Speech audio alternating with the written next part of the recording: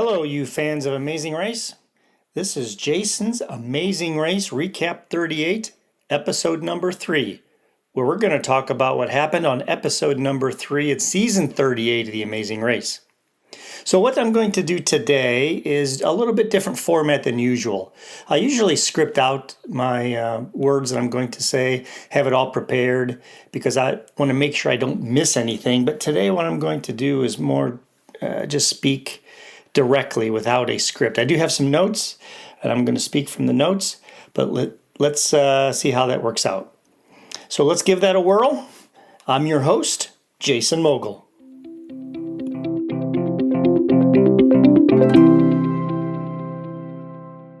On the last leg, we saw the debacle of the trains that had happened when the teams went through Germany. And so as a result of that, we have teams forming up into groups and helping each other out just to get through all of the mess that they had encountered when they were trying to travel by train. But the real story is really at the front of the pack, where you've got Jazz and Jag, you got Nat and Steph, and you had Joseph and Adam all kind of formed a mini alliance to help themselves through all that. And it continued on into this episode as well. So that's the way we saw the race start. Jazz and Jag left. They left at Prague at 5:14 a.m. And one thing I noticed that I didn't notice before, and I'm usually pretty good about this, is that Jazz and Jag only have one backpack between them. So yeah, I'm going to talk about backpacks again here. And so I never noticed that before. I didn't see any other team that had just one backpack. It looked like all the rest of them had two. But Jazz and Jag had one. And, that's a conscious decision to try to go light with the backpacks. Having done some trekking and some mountaineering myself back when I was young, I know that old saying that every ounce counts. And when you're traveling with a backpack to carry all that. So the Jazz and Jag had made that decision to just carry one. And it's a risk. So they may be missing some things that they might want sometime in the future. I don't know. If it gets cold, then they might be a bit chilly if they didn't pack enough. Or maybe they only brought one pair of shoes. And what happens if it gets wet? The pair that they have, they get wet.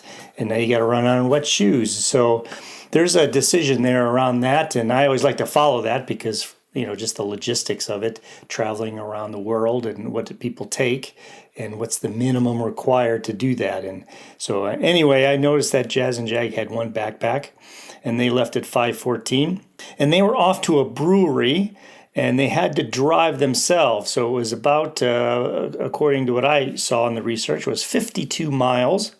And that's about an hour and a half drive is what I saw. So if you watch that and were wondering how far away that was, it's about an hour and a half drive. So they left at 5:14 a.m. and they were headed to a town called Kutna Hora, which looks very old, very ornate, and very European. I understand it that back in the 1300s, silver was found, and so all of that wealth allowed them to build some very nice-looking buildings there. One thing I did notice that as they showed some shots of the city was that I did see some signs in English. So I did see a sign for pizzeria on the side of a building, and so they must have some tourists there, English-speaking tourists, in order to do that.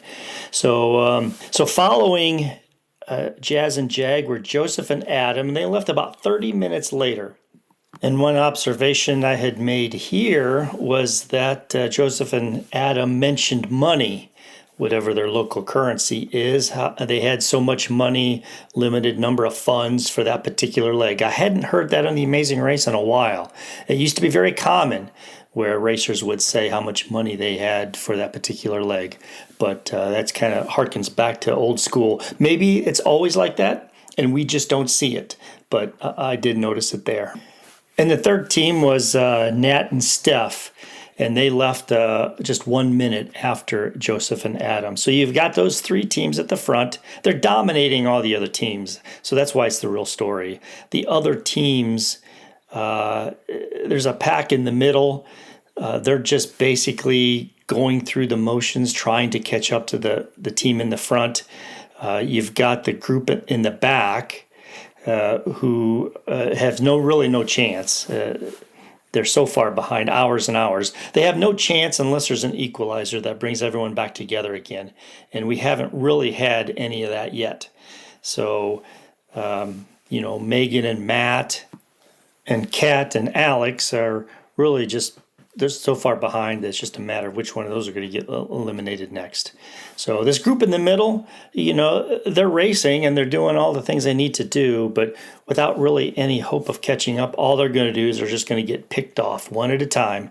They're just going to drop off. There's going to be a last team each time until you end up with the top three. So unless something changes, it's going to be really a story about the top three teams here. All right, so what we saw was Jazz and Jag leaving 30 minutes before the next team, but they had waited. They waited that 30 minutes for Nat and Steph and Joseph and Adam to catch up, so that way they could all drive to their next destination, which is a brewery, and drive together. Now, Jazz and Jag did the navigating. They're pretty good navigators. The other two teams just followed. So in the alliance, that's a lot of trust, just to hop in a car and follow someone else, because if somehow you get separated, then you're going to be in big trouble as far as your navigation. You may not know where you are to get any bearings to be able to get back on track again. So there was a lot of trust there. They did all arrive at the same time and found out that the brewery didn't open till 9 o'clock, so they had to wait around for a couple of hours. It's a mini little equalizer. It really didn't help all the other teams very much. But what I thought was very interesting here was that the team started talking about their strategy. They're always talking about strategy. And they started talking about what they could do for the driver's seat. So the teams had learned that they would be facing the driver's seat, which means that whoever's in the driver's seat, whichever team comes to that first, is in the driver's seat. They get to select how much work the next teams, or all the other teams, get to do on that particular task. So on the surface, that sounds like a very good thing to be in the driver's seat. But what we saw last season was it's actually a burden on the team who's in the driver's seat, because they are going to assign heavy workloads to some teams and light workloads to others. And because they assign heavy workloads to some teams, they're not going to be very popular with those teams. So it's a burden that they might, have a target on their back by other teams doing it. So what we saw here in this episode 3 at the driver's seat was Jazz and Jag had already known that. They knew that was a burden, and so they had already, you could tell, they had already talked about what their plan would be.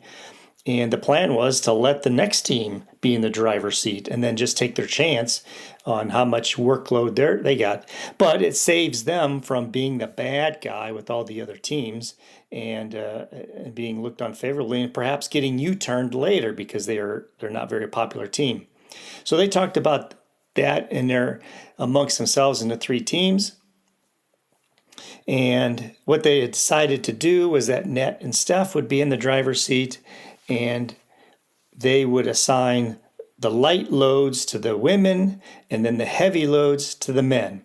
And they thought that was the fairest way to try to, seem like that they weren't picking on anybody in particular, and that it would be a compromise on, who got what workload. So that's what they decided to do. But what I thought interesting was that Jazz and Jag, when they started talking like they had already assumed that they would be in the driver's seat, and they weren't even at the clue box yet. So nothing even told them that they'd be first. Perhaps one of the other teams could run ahead of them and get in the driver's seat, and they could start making some decisions. I just thought that the confidence that Jazz and Jag have in themselves, that they just automatically assumed that they would be first to get to the driver's seat as they waited there at the gate to open up. Tucker and Eric were the 4th team. Looked like they were about 45 minutes later than the first 3 teams. They arrived at the brewery and they started doing their task. And the task at the brewery was a roadblock, and they had to fill beer bottles with beer from a tap. And there was a trick to doing it, doing it slowly and in turning the valves in a specific order in order to do it. And Steph had it figured out. She'd worked at a bar apparently in the past and knew the recipe to get it done correctly. But the other teams were very impatient. They tried to do it too fast and they foamed up and they had to deal with all that. And so it was Nat and Steph who finished first. And they went out, and while they were waiting for the other three teams, which is amazing to me that they would wait for the competition in a race, and they started writing down directions for the other two teams. So Jazz and Jag came out next shortly after them, but it was Joseph and Adam who struggled, and they were later. And Jazz and Jag and Nat and Steph left with their directions, and they put the note on the car telling Joseph and Adam how to get to the next task, which was out in a farmer's field, and you had to plow up the field. One person kind of acted like the beast of burden and pulled the plow, while the other person steered the plow from the back. They had to go down a long row and plow through that out in the field until they dug up the next clue. And that's kind of what that next task was. So what happened then here is that Megan and Matt finally left the mat. They left at 11:46 a.m. So if you remember, Jazz and Jag were the first to leave. That was 5:14 a.m. 6.5 hours later, Megan and Matt. So they didn't make up any time from the previous leg. They were 6.5 hours behind on the last leg, and now they're still 6.5 hours behind. So 6.5 hours is, that's just impossible to try to catch up unless there's an equalizer. And we'll see if that happens sometime in the future. In the middle pack, Jack and Chelsea had some trouble with their navigation, a lot of trouble. They stopped many times, couldn't figure it out. So that really slowed them down. And speaking of navigation, even though Joseph and Adam had the directions written out for them by Nat and Steph, it didn't do them much good. They couldn't figure out those written directions, so they had to stop themselves and get directions. And so now what you're seeing here is that this alliance of the three teams is now breaking apart a little bit because of navigational issues and a little bit of trouble with the task, but the navigational issues. And so now the two front teams are Jazz and Jag and Nat and Steph. And off they went to their third task, which was another roadblock, a second roadblock, this particular leg. And they went to a skating rink. And the task there was to dress up in a hockey uniform and have a hockey stick, go out onto the ice, and then receive a pass from a Czech player with the puck, and then shoot towards the goal.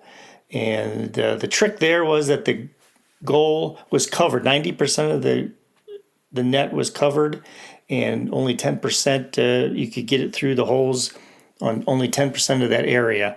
And of course, the other trick is you got to know how to skate, which as we saw, many teams didn't skate very well. I know I wouldn't skate very well. I'm not a particularly great skater myself. And Jazz and Jag finished first. And off they went to the pit stop to find Phil on the pit stop mat. And shortly after that, Nat and Steph followed and came behind him. But because it was Nat's birthday the very next day, Jazz and Jag had decided that they would let Nat and Steph take first place on that particular leg. And they did that, which is absolutely unprecedented and amazing that you would let your competition win.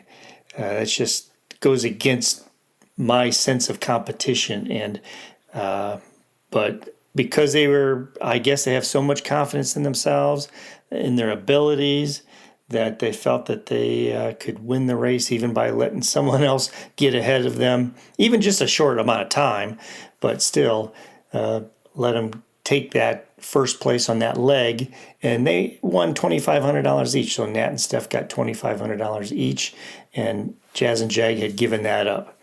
So Tucker and Eric had passed Joseph and Adam for third place, and that left Joseph and Adam in fourth place. And in the end, it was Matt and Megan who, again, was so far behind they couldn't catch up, and they were eliminated. And so the new last team is Kat and Alex, and they've got some catching up to do themselves. So that's kind of how the ranking ended up there. I'm not talking a lot in these first 3 episodes about the teams in the middle. I haven't gone into a lot of detail about them because they are, I'll say, kind of bunched up.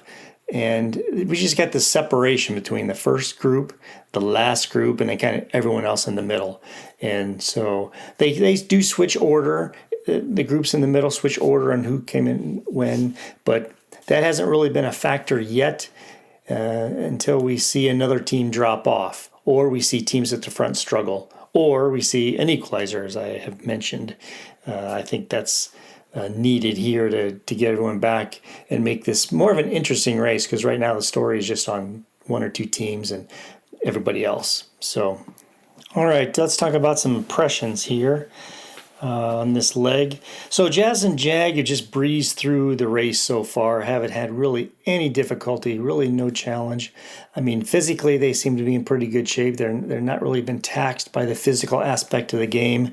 They are students of the game, so obviously you can tell that they have watched past episodes, past seasons, maybe all of them, maybe several, unknown, but they know how the game is played. They know what are good strategies and bad strategies and what to expect in the future, and you can tell that, and that's given them so much confidence that they're just always going to be first. They seem to have this kind of mindset that they just assume they're always going to be first. So we'll see if that continues. And at the other end of the spectrum, Megan and Matt, even though they seem to be like the nicest people in the world, and you'd want them as your neighbors and your friends, they're just don't seem very prepared for the race, or didn't know what to expect of the race. And so physically, they just seem to get exhausted doing any kind of physical activity. And I just don't think they know.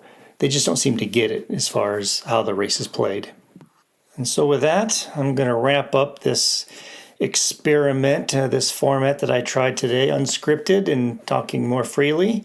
And but I do thank you for listening. I do appreciate it. And if you could join me next time for episode number 4 of Jason's Amazing Race Recap 38. And we'll talk about episode 4 of season 38 and find out what happened with our racers. So until then, I appreciate it, and we will talk soon.